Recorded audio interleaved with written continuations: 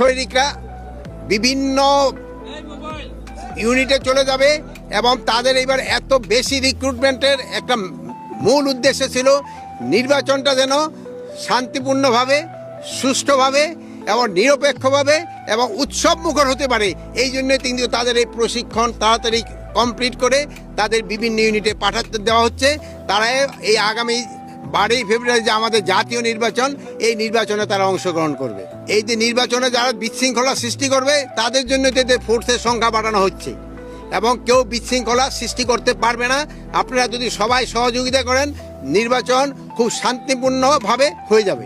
বৈধ রাষ্ট্র হলো মিয়ানমার, আর আরাকান আর্মি হলো দখল করে আসছে পুরা আমাদের যে রাখাইনে বর্ডারটা, এই বর্ডারটা পুরা দখলে আছে আরাকান আর্মির হাতে।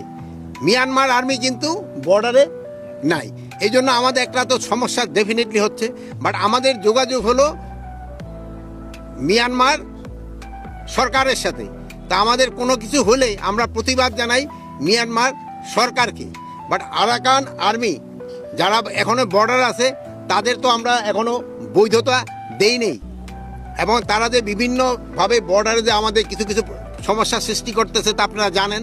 কিছুদিন আগে আমাদের একটা ছোট বাচ্চাও মর্টারে আঘাতে আহত হয়েছে, তাকে আমরা অলরেডি ঢাকা নিয়ে আসা হয়েছে। এবং মাঝে মাঝে তারা দেখুন মিয়ানমার সেনাবাহিনী এবং আরাকান আর্মির নিজেদের ভিতরে যে সময় গন্ডগোল লেগে যায়, সেই সময় অনেক সময় দুই একটা গোলা আমাদের সাইডে এসে পড়ে।